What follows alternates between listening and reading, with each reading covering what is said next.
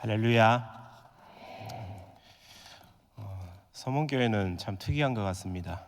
뭐가 특이하냐면 요즘 금요기도회 때 찬양대가 잘 서지 않는데 찬양대가 있어서 좀 특이한 것 같습니다. 그리고 앞에 예배 전에 찬양을 인도했던 찬양단에도 율동하는 찬양팀이 잘 없는데 율동도 하고 그렇게 찬양이 참 풍성한 교회인 것 같습니다. 그런 의미에서 우리 좌우 앞뒤에 계신 여러분들과 함께 이렇게 인사했으면 좋겠습니다. 찬양하기 좋은 날입니다. 한 번 더 인사하겠습니다. 말씀 듣기 좋은 날입니다. 우리 함께 이제 말씀을 나누겠습니다. 오늘 본문은 예수님께서 나무와 열매에 대해서 말씀하고 있습니다. 모든 열매 맺는 나무들이 다 똑같겠지만 어떤 것이 좋은 나무고 어떤 것이 나쁜 나무라고 판단하느냐 하면 나무에 열매 맺는 것을 보고 이 나무가 좋은 나무인지 나쁜 나무인지 판단한다는 것입니다. 예수님은 오늘 본문의 산상수훈 말씀에서 타인에 대한 비판과 금지 교훈을 이 열매의 비유를 통해서 믿음의 실천을 촉구하시면서 우리에게 말씀하고 있습니다. 좋은 나무는 좋은 열매로 아는 것처럼 사람의 마음도 그의 행위로 다 알 수 있다고 말씀하십니다. 사실 오늘 본문은 본문 43절에서 45절 이 본문은 마태복음 7장 16절에서 18절 말씀과 함께 병행되는 구절인데 마태복음 7장에서는 거짓 선지자에 대한 분별과 경계를 촉구하는 문맥으로 사용되기도 합니다. 그것을 오늘 본문에서는 사람의 선한 행위가 선한 마음에서만 나올 수 있기 때문에 회개하고 거듭나서 새롭게 되었을 때에야 비로소 하나님의 선한 열매를 맺을 수 있음을 강조하는 비유로 사용되는 차이가 있습니다. 그러면 오늘 우리에게 주신 이 본문을 통해서 예수님께서 우리에게 어떤 교훈을 주시는 것인지 우리가 본문을 한 절 한 절 살펴보면서 말씀을 나누기를 바랍니다. 예수님은 먼저 본문 43절에서 이렇게 말씀하십니다. 못된 열매 맺는 좋은 나무가 없고 또 좋은 열매 맺는 못된 나무가 없느니라고 말씀하십니다. 그리고 계속해서 본문 44절에서 못된 가시나무에서 무화과를 또는 찔레에서 포도를 따지 못하느니라고 하십니다. 이게 무슨 말이냐 하면 아무리 종자가 무화과 나무라고 해도 무화과 열매를 맺지 못하면 이미 무화과 나무가 아니라는 말입니다. 무화과는 무화과 나무에서 열려야 그것을 무화과 나무라고 부르는 것처럼 나무를 판단하는 것은 그 열매라는 것입니다. 그래서 본문 44절에서는 나무는 각각 그 열매로 아나니라고 말씀하시는 것입니다. 이 말씀은 너무나도 자명한 이치이기에 더 이상 논란의 여지가 없는 확실한 말씀입니다. 이것은 본문 43절의 의미를 부연해 주는 것으로서 나무의 좋고 나쁨에 대한 평가는 진정한 평가는 오직 열매를 보고 판단할 수 있다는 것입니다. 따라서 어떤 나무가 아무리 잎이 무성하고 꽃이 아름다울지라도 독 있는 열매를 맺으면 독초가 되는 것이고 아무리 가지와 잎이 초라하고 볼품 없더라도 유용한 과실을 맺으면 유익한 나무가 된다는 것입니다. 그렇다면 예수님께서 왜 이렇게 비유를 들어 우리에게 설명을 하고 계시는 걸까요? 예수님의 의도는 나무와 열매의 재배를 강론하고자 하신 것이 아닙니다. 예수님은 이 나무와 열매의 비유를 통해 우리 성도들의 삶을 적용시키고자 하는 데 있습니다. 열매를 통해 나무를 판단할 수 있듯이 사람의 행실을 통해 그 사람을 알 수 있다는 것입니다. 성경을 보다 보면 하나님께서는 이스라엘을 나무에 비유하시며 하나님의 뜻을 선포하셨던 것을 우리는 많이 봐왔습니다. 그 대표적인 예가 이사야 5장 7절에 나오는데 제가 봉독해 드리겠습니다. 무릇 만군의 여호와의 포도원은 이스라엘의 족속이요 그가 기뻐하시는 나무는 유다 사람이라. 그들에게 정의를 바라셨더니 도리어 포악이요 그들에게 공의를 바라셨더니 도리어 부르짖음이었도다라고 합니다. 이와 같이 하나님은 이스라엘을 나무에 비유하시며 자신의 뜻을 선포하시는 것을 잘 살펴볼 수 있습니다. 그러므로 우리는 나무는 오직 그 열매로서 안다는 이 본문 말씀을 깊이 생각하면서 우리 자기 자신의 삶을 돌아보실 수 있기를 소원합니다. 그래서 좋은 나무지만 나쁜 열매 맺는 나무가 아니라 좋은 나무에서 좋은 열매 맺는 삶 살아가시기를 주님의 이름으로 축원합니다. 계속해서 본문 45절을 보시면 이렇게 말씀합니다. 선한 사람은 마음에 쌓은 선에서 선을 내고 악한 자는 그 쌓은 악에서 악을 내나니 이는 마음에 가득한 것을 입으로 말함이니라고 말씀합니다. 이는 곧 나무의 본질이 그 열매로 드러나듯이 사람의 인격과 마음도 말과 행위로 반드시 드러나게 되어 있다는 그런 뜻입니다. 그러므로 아무리 나무를 아름답게 치장한다고 하더라도 결국 열매로 인해 그 나무의 정체가 드러나듯이 사람 역시 아무리 자신의 겉모습을 아름답게 꾸미고 가꾸어도 결국 그 말과 행위로 그의 실체가 드러날 것이라는 말입니다. 예수님의 의도는 나무를 통하여 우리 신앙에 관해 말씀하고자 하시는 것입니다. 그렇다면 이것을 통해 우리의 신앙생활이 좋다는 것을 우리는 어떻게 알 수 있습니까? 예배 참석하는 열심입니까? 성경을 많이 읽는 것입니까? 아니면 기도를 많이 하는 것입니까? 물론 이것은 외형적인 신앙인의 모습임에는 틀림없습니다. 그러나 외형을 아무리 가졌다고 해도 신앙인의 열매가 보이지 않는다면 그는 참 신앙인이라 할 수 없습니다. 다시 말하자면 아무리 포도나무라고 해도 포도 열매를 맺지 못하면 포도나무가 아니라는 말입니다. 만약 포도나무가 사과 열매를 맺었다면 그것을 어떻게 포도나무라고 말할 수 있습니까? 그렇다면 우리가 올바른 신앙인인지 아닌지 어떻게 구별해야 합니까? 오늘 예수님의 가르침은 우리의 열매를 보고 판단한다고 교훈하십니다. 나무가 각각 그에 걸맞은 열매를 맺는 것은 피할 수 없는 일입니다. 이와 마찬가지로 사람도 평소 마음에 쌓였던 것이 말과 행동으로 나타난다는 것입니다. 한 사람의 신앙적인 인격을 살필 수 있는 것은 그 사람의 행동과 입술의 말을 보면 알 수 있습니다.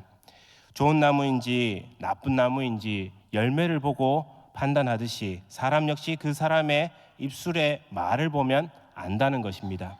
왜냐하면 그 마음에 가득한 것이 우리의 행동으로 입으로 나오기 때문입니다.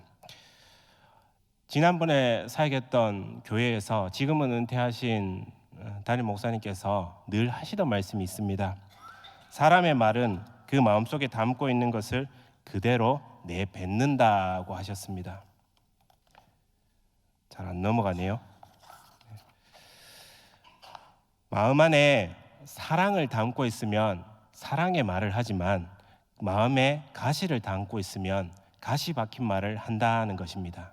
참으로 맞는 말 같습니다. 우리는 가끔 말이 헛나왔다라고 할 때가 있는데 정말 실수로 말이 헛나왔을 경우도 있겠지만 사실 그것조차 우리 마음에 그런 생각을 이미 하고 있었기 때문에 그 말이 나오는 것입니다.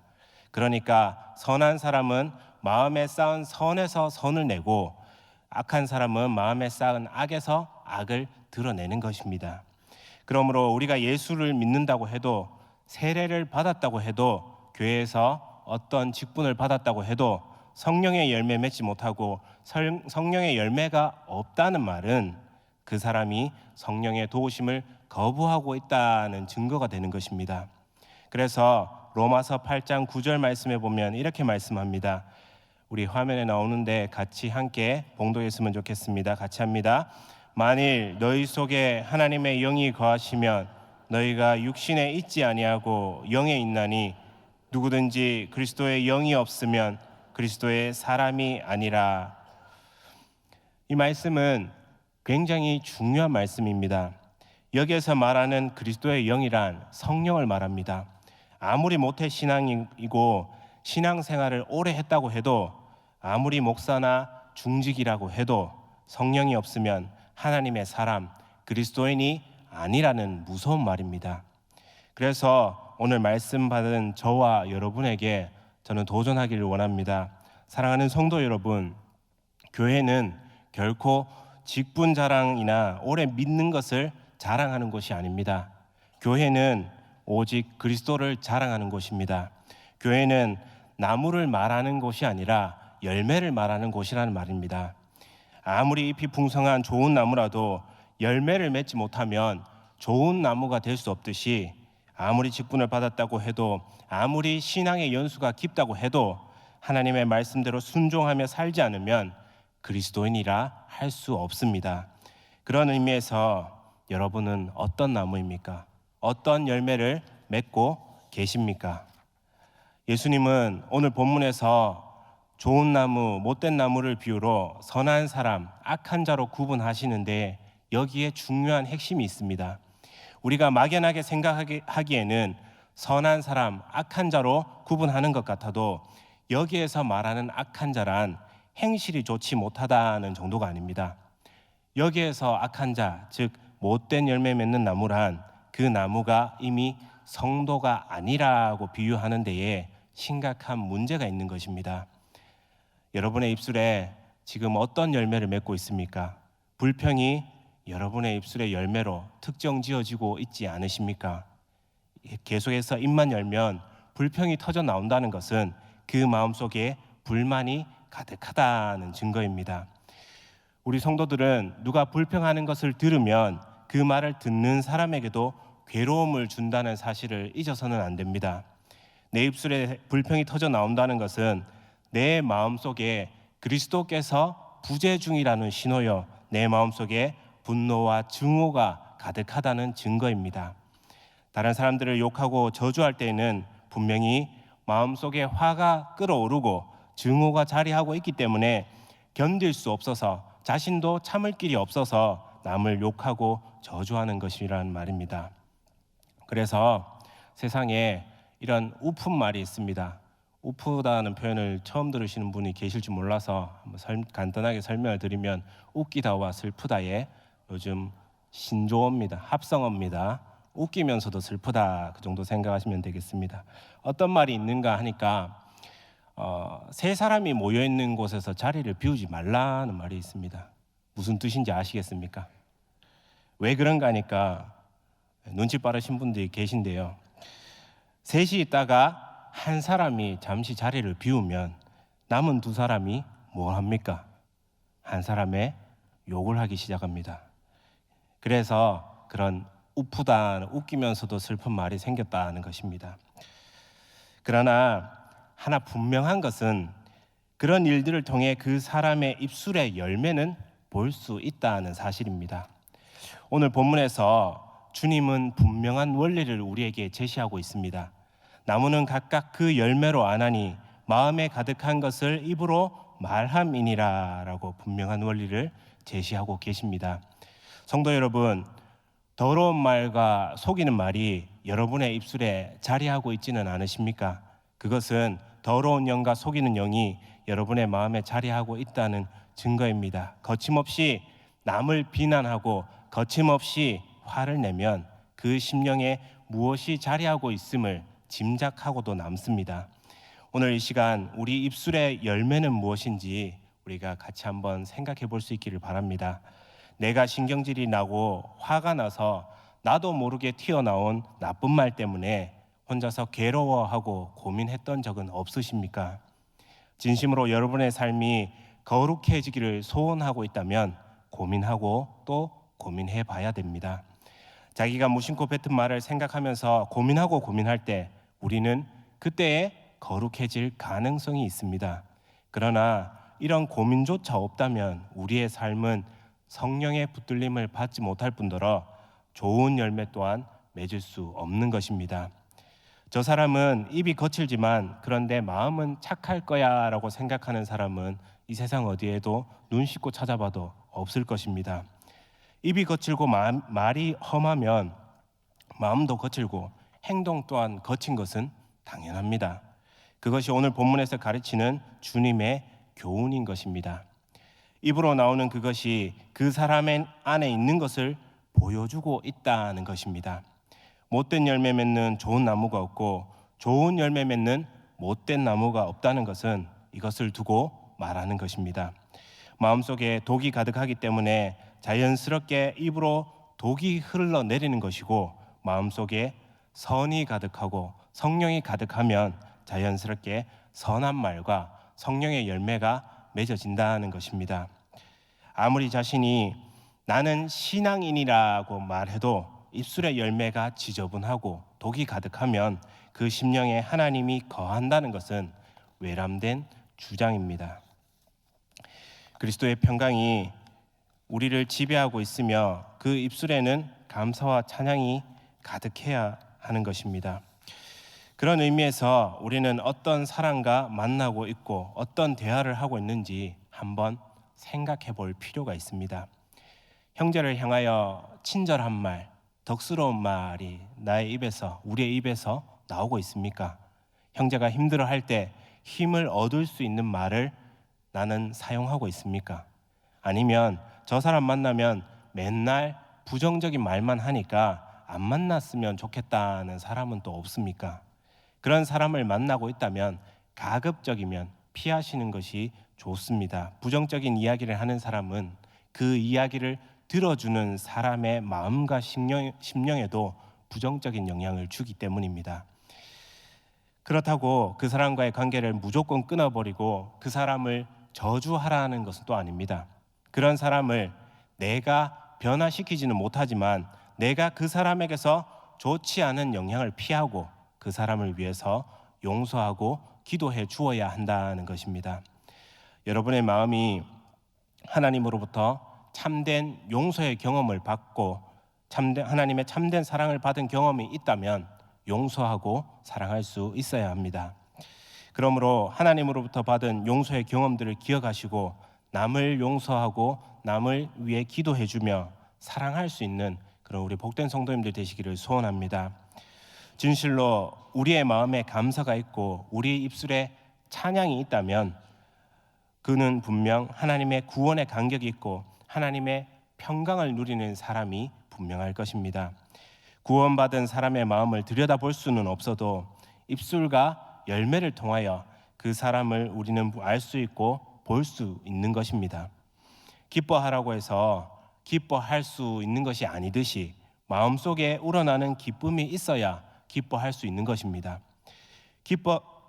기뻐하라고 해서 기뻐할 수 있는 것이 아니듯이 마음속에 우러나는 그런 기쁨들이 우리 삶에 가득하기를 주님의 이름으로 소원합니다. 그런 의미에서 하나님과 더불어 화목한 성도의 마음에는 평강과 기쁨이 넘쳐납니다. 그리고 그 기쁨과 평강을 지닌 사람만이 다른 사람을 만나서도 좋은 말, 격려하는 말, 힘을 북돋워주는 말, 덕스러운 말을 하게 됩니다. 자기 마음이 짜증스럽고 불만스러운데 좋은 말이 어떻게 나올 수 있겠습니까? 마음이 짜증스럽고 불만스러우면 남에게 상처 주는 말이 튀어나오게 마련입니다.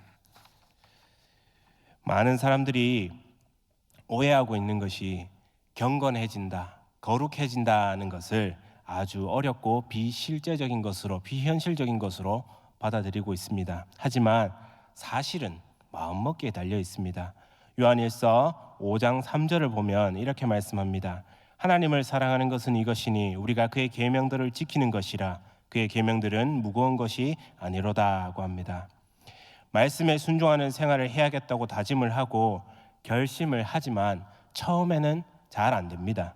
하지만 옛말에 천리길도 한 걸음이라는 말처럼 반복하고 반복해야 경건해지고 거룩한 생활을 하게 되는 것입니다. 성도 여러분, 만일 여러분이 자신을 진정 그리스도인 예수님의 제자로 생각하고 있다면 배우는 일 못지않게 말씀대로 실천하는 삶을 살아가실 수 있기를 소원합니다. 그래서 입술의 열매뿐만 아니라 삶의 열매로도 하나님을 기쁘시게 함으로 참된 하나님의 백성이요 주님의 제자로서 천국의 유업을 상속받기에 부끄러움이 없는 자들 되시기를 주님의 이름으로 축원합니다. 마지막으로 누가복음 6장 46절을 보면 이렇게 말씀합니다. 너희는 나를 불러 주여 주여 하면서도 어찌하여 내가 말하는 것을 행하지 아니하느냐고 말씀합니다. 이 말은 주님께서 우리에게 책망하시는 말씀입니다. 즉 입으로는 예수님을 주로 고백하면서도 어떻게 예수님이 말씀하시는 대로 행하지 않느냐는 것입니다. 다시 말해서 예수님께서는 자신에게 몰려와 교훈을 들으면서도 그 교훈대로 살지 않는 무리들을 향하여 만일 너희가 나를 주라고 부르며 스스로 나의 종으로 여긴다면 마땅히 주인인 나의 말대로 행하여야 되지 않느냐라고 지금 책망하시는 것입니다. 다른 것이 문제가 아니라 우리의 삶과 행동이 그렇다는 것입니다. 우리는 다들 이런 결심들을 많이 해봤을 것입니다. 남을 욕하지 말아야지, 거짓말하지 말아야지, 불평하지 말아야지, 남에게 상처 주는 말 하지 말아야지라는 결심들을 많이 해봤을 것입니다. 그렇지만 그런 결심을 해도 생각처럼 마음처럼 잘 안 되는 것이 우리의 삶입니다. 그래서 우리는 주님의 이 책망으로부터 자유롭지 못합니다. 과연 우리가 예배 때마다 드리는 이런 고백들처럼 우리 기도의 제목들처럼 그렇게 삶을 살아가고 있습니까? 우리가 주님의 책망에서 자유롭지 못하다면 우리의 고백과 우리의 삶이 따로 가고 있다는 것입니다. 고백 따로 삶 따로 그렇게 살아가면서 우리 스스로를 그리스도인 예수님의 제자라고 생각하고 있지는 않으십니까? 많은 그리스도인이 넘어지는 문제가 이것입니다. 말만 앞세우고 삶이 못 받쳐주는 것입니다. 그러므로 사랑하는 성도 여러분, 우리는 말보다 실천하는 삶을 살아야 합니다. 우리는 누구나 실수할 수 있습니다. 그러나 실수하고 그래서 또 결심하고 또 다시 결심하면 경건한 사람으로 덕스러운 사람으로 변하게 될 줄 믿으시기 바랍니다.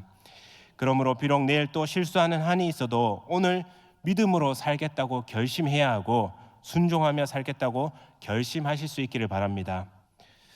이제 말씀을 맺겠습니다. 오늘 본문에서 예수님은 열매의 비유를 통해 이 실천의 중요성을 강조하셨습니다. 그러니까 말씀의 실천이야말로 그 사람을 알 수 있는 열매일 뿐만 아니라 그 사람의 존재와 전인격과 신앙을 지탱해 줄 기초가 된다는 것입니다. 그런데 이러한 행위의 열매는 오직 그 사람의 선한 마음에서만 우러나오게 되는 것입니다. 따라서 우리 성도들은 오직 하나님의 말씀과 기도로 마음을 정결케 하고 성령의 능력에 의지함으로써 아름다운 신앙의 열매를 맺을 뿐만 아니라 인생의 온갖 시험을 이기고 마지막 심판 때에 하나님께 칭찬받으실 수 있는 그런 복된 성도님들 되시기를 주님의 이름으로 축원합니다.